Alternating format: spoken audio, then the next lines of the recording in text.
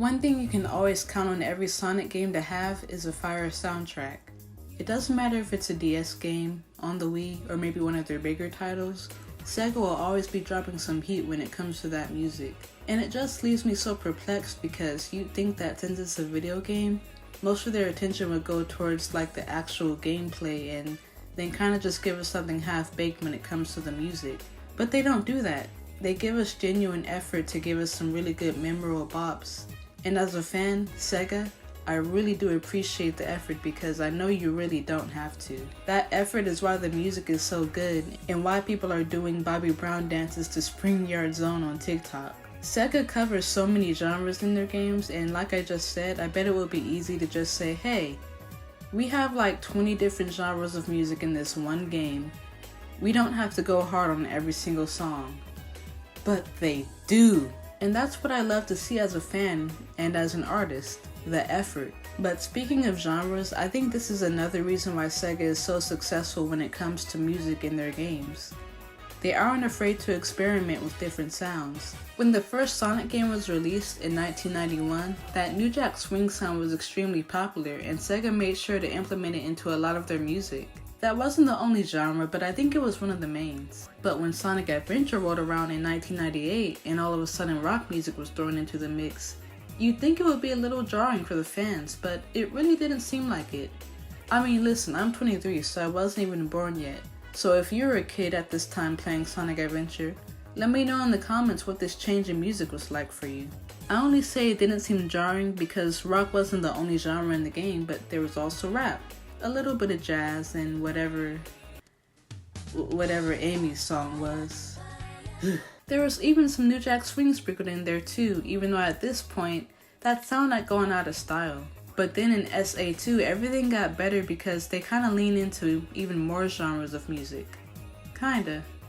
There's like 4, so it's really about the same, but I was really impressed with the rap and jazz music in this game.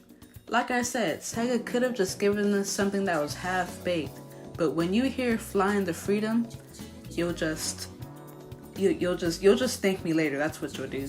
And the reason why I like the rap music so much in SA2 actually brings me to my last point. Sega knows how to tell stories with their music. I'm specifically thinking of Aquatic Minds. If you're just focused on the gameplay and kind of tuning out the lyrics, you'll miss an important part of Knuckles' character arc.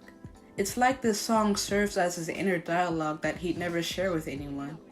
I feel like it's a creative way to tell the audience what's going on in Knuckles' mind throughout the entire game without having to waste cutscenes explaining it. It gives him a little more depth because otherwise he doesn't have as big of a role as he did in the last game. But it's not always about the lyrics. Sometimes Sega can just communicate a feeling through the actual instruments. Jungle Joyride is the last regular level in Sonic Unleashed, so you'd think that at this point in the game it would be really difficult. But it's not.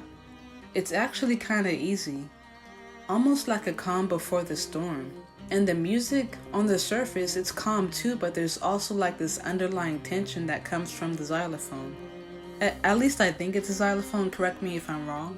The violin almost lulls you to relax and you're going to sleep, but then it's like the piano comes in and it's like, wake up, the game's not over, the planet isn't fixed, you haven't defeated Eggman, get to work. And I think that that's a good analogy for where you are at this point in the game.